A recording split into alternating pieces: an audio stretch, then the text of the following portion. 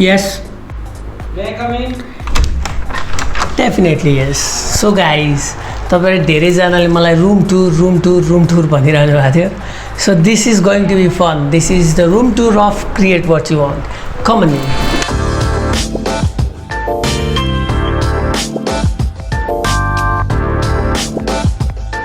So guys, सबैभन्दा फर्स्टमा जब म मेरो कोठाभित्र छिर्छु त्यतिबेला first thing what you can see is this. यसमा के छ त भन्दाखेरि एउटा फ्लावर छ which is a fake flower. I'm not fond of fake flower तर पनि it's nice. अनि एउटा सानो बुद्धको लाफिङ बुद्धको स्ट्याचु छ जुन चाहिँ सुतिरहेछ, जुन चाहिँ मैले देख्छु. अरु नर्मली हाइट नभएको मान्छे छिर्यो भने चाहिँ देख्दैन. अनि त्यसपछि third thing is Ganesh. I'm not that much religious person, but still I love to keep this. And त्यसपछि my friends and families, all of them care for me and it was a gift.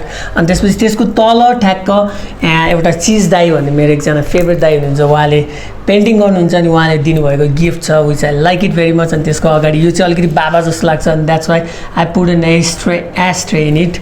अनि त्यसपछि तल छ मेरो camera. अब यो camera चाहिँ मैले युज गर्दैन. यो this was just my starting camera जुन चाहिँ क्याननको 1200D हो, जुन चाहिँ मैले धेरै पहिला युज गरेको थिएँ. यो मेरो पनि होइन, अझै साथीको हो. अनि इट्स बिन हियर.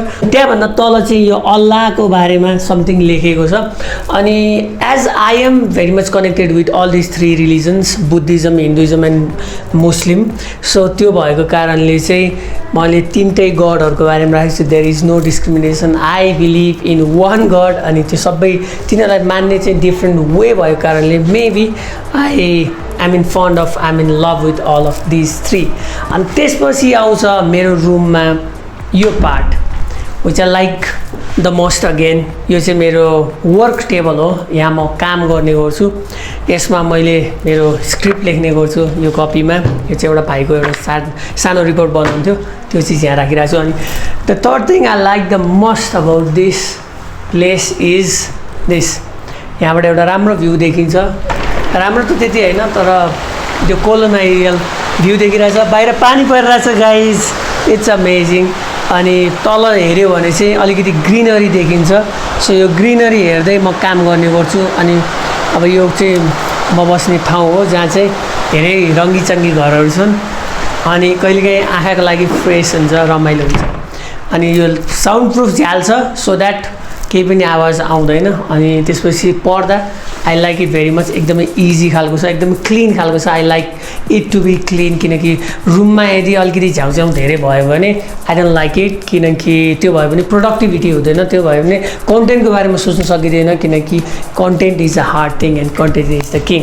सो यो छ मेरो वर्क टेबल. अनि त्यसपछि आउँछ यो जुन चाहिँ अस्तिको भिडियोमा पनि देखिरहनु भएको थियो. अनि 2टा चेयर छ. किनकि 2टा चेयर चाहिँ किन छ भन्दाखेरि we have to work. It is not only I, किनकि मैले मात्रै भिडियो सुट गरेर हुँदैन. So idea generation, production team, अब प्रोडक्सन टिम भन्दा त्यस्तो धेरै छैन, but still sometimes I need people. अनि त्यति बेला चाहिँ 2टा चेयर छ यहाँ वर्क टेबलको अगाडि जुन चाहिँ एकदम हेल्पफुल छ. अनि त्यसपछि छ यो चाहिँ एउटा क्लोथ ह्याङ्गर हो जुन चाहिँ मैले बेडरुम इसेन्सियलको बारेमा पनि मैले भिडियो बनाउँदाखेरि यो क्लोथ ह्याङ्गर थियो. अनि यो क्लोथ ह्याङ्गरमा चाहिँ अझै पनि मेरो डर्टी मोजा बाँकी नै रहेछ. अनि यो एउटा बास्केट छ विच इज भेरी ह्यान्डी.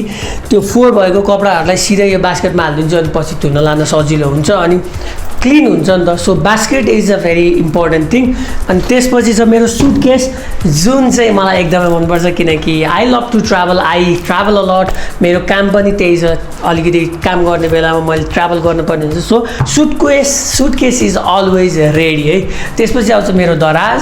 अनि यो दराजभित्र चाहिँ अलिकति मेसी कुराहरू छन् अब जुन चाहिँ म आजै देखाउँदिनँ. क्लोजेट टुर पछि फेरि दिउँला. दराजपछि आउँछ मेरो लाइट्स. भिडियो बनाउँदाखेरि जहिले पनि लाइट्स बिना भिडियो बन्दैन. सो यो लाइट्सहरू भएन भने यो क्यामेरा यो क्यामेराबाट सुट गरिरहेको छु. अहिले चाहिँ मैले फोनबाट सुट गरिरहेको छु किनकि वाइड एङ्गल चाहिरहेको थियो मलाई. अनि प्लस लो लाइटमा पनि आइफोनले राम्रो काम गर्ने भएको र I am using that light. अनि यो डिफ्रेन्ट लाइट्सहरू छ जुन चाहिँ म युज गर्छु. So I use a soft box, 2 soft box and a ring light. त्यतिले पनि अब कहिलेकाहीँ लाइट पुगेन भने एक्सटर्नल लाइटहरू त युज गर्न परि नै हाल्छ, तर मोस्ट अफ द टाइम्स मलाई पुगि नै रहेको हुन्छ. अनि त्यसपछि आउँछ मेरो क्लोजेट. अनि क्लोजेट चाहिँ मेरो एकदमै ओपन क्लोजेट हो. अब मैले क्लोजेट नै रिभिल भनेर पुरा क्लोजेट रिभिल चाहिँ होइन, क्लोजेटलाई कसरी अर्गनाइज गर्ने अनि क्लोजेटभित्र के कसरी राख्ने भन्ने बारेमा चाहिँ क्लोजेट टुरमा दिन्छु। तर अहिलेको लागि चाहिँ दिस इज इट।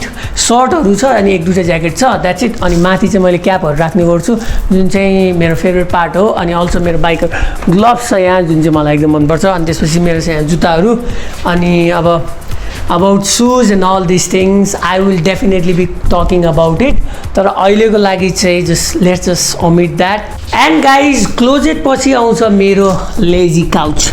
यो इजी एन्ड लेजी काउचमा बसेर म पढ्ने गर्छु। अब पढ्ने भनेर त्यस्तो धेरै पढ्ने नि होइन, तर जब मेरो दिमागले काम गर्दैन, केही कुराको बारेमा म सोच्न सक्दिनँ, त्यति बेला बुक्स दे हेल्प मी। अनि त्यसको लागि लेजी काउचमा बसेर आनन्दले किताब पढ्ने गर्छु। अनि यो पढ्दाखेरि चाहिँ कहिलेकाहीँ यत्तिकै निदाइरहेको हुन्छु, विच आई लाइक इट, किनकि when I open my eyes I have books in my hand. अनि त्यो एकदमै राम्रो कुरा हो। अनि त्यसपछि आउँछ मेरो यो टेबल जहाँ चाहिँ मेरो किताबहरू छ अनि हल्का सोपिस राख्ने ठाउँहरू छ। अनि यो ककटेल मेकर जुन चाहिँ मैले सिकेको छैन, जस्ट यत्तिकै सजाउनको लागि राखिरहेको छैन। आई फिल दिस इज कुल होइन। अनि त्यसपछि यस्तो छ क्या, यो हेर्दाखेरि कस्तो रमाइलो छ। अनि त्यसपछि छ यो आर्ट फ्याक्ट्स।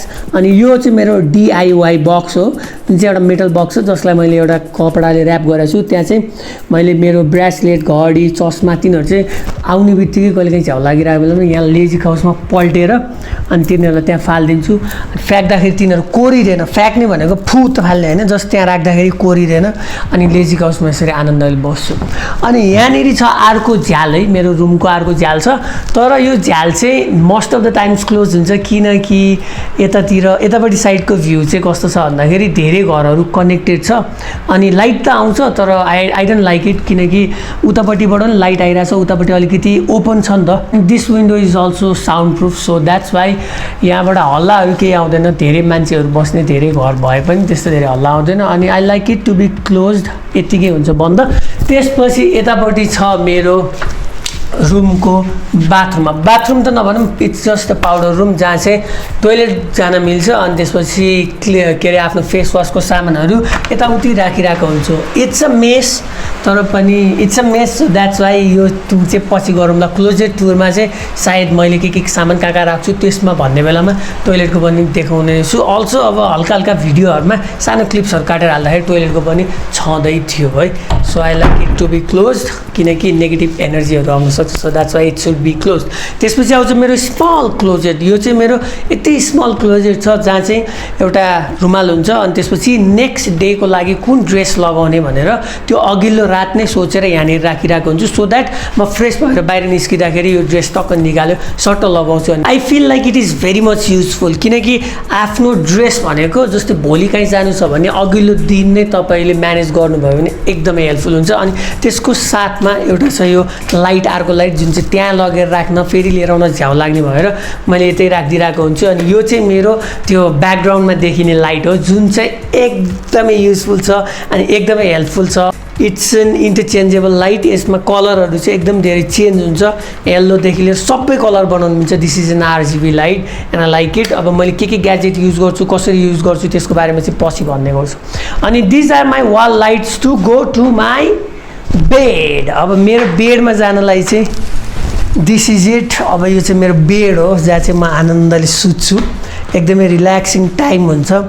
अनि यो बेडमा चाहिँ माथि लाइटहरू धेरै छ, आँखामाथि पनि एउटा लाइट बल्ब छ जुन चाहिँ बन्द गर्न मिल्छ। अनि यो बेड लाइटहरू छ, त्यो लाइटहरू छ जुन चाहिँ राम्रै छ, रमाइलो लाग्छ मलाई।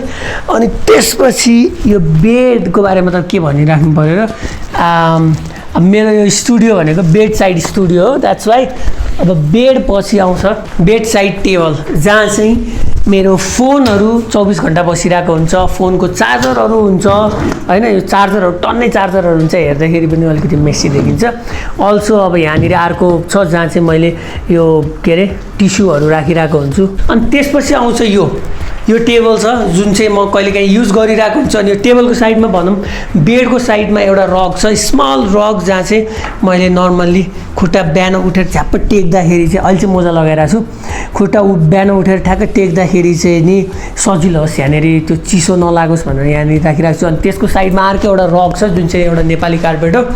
अनि दिस इज नाइस, यसले चाहिँ साउन्डलाई चाहिँ क्याप्चर गर्छ, नभए चाहिँ एकोहरू आउँछ, एकोहरू आउने प्रब्लम भएको कारणले I had to bring this. त्यसपछि छ मेरो फेभरेट टेबल हो यो चाहिँ एकदम इजी छ। जब पनि मलाई लास्टै नै झ्याउ लागेर एडिट गरेर हुन्छु नि त्यति बेला चाहिँ I just use it like this. त्यति बेला चाहिँ यसरी राख्ने हो, यहाँनिर ल्यापटप राख्छु अनि यसरी काम गर्छु, अनि कहिलेकाहीँ चाहिँ यसरी राखेर यसरी पनि काम गर्छु अनि यसरी नै निदाइरहेको हुन्छु म कहिलेकाहीँ। So this table is very handy. यो चाहिँ क्लोज पनि गरेर यसरी राख्न नि मिल्छ अनि तर most of the times it is open like this अनि त्यो ठाउँमा हुन्छ। सो आफ्टर दिस टेबल है, आफ्टर दिस टेबल फेरि पनि आउँछ हाम्रो यो, जहाँ चाहिँ जुन चाहिँ मेरो फेभरेट स्पट हो अनि यो हो मेरो होल रुम टुर गाइज। अब तपाईँहरूले मेरो वाइड एङ्गलबाट रुम देख्न सक्नुहुन्छ जुन चाहिँ भिडियोमा नर्मली देखि नै राख्नु भएको हुन्छ। आई फिल सो ह्याप्पी आज तपाईँहरू मेरो रुममा आउनुभयो अनि त्यसपछि मेरो रुम सधैँ यति क्लिन चाहिँ हुँदैन, कहिलेकाहीँ मेसी हुन्छ, कहिलेकाहीँ योभन्दा पनि सुपर क्लिन हुन्छ। So thank you very much, तपाईँहरूले माया गरिदिइराख्नु भएको छ, तपाईँहरूले सपोर्ट गरिदिइरहनु भएको छ। This means a lot to me. अनि त्यसपछि see you next time, take care guys. हामी फेरि चाँडै नै भेट्छौँ अर्को भिडियोमा।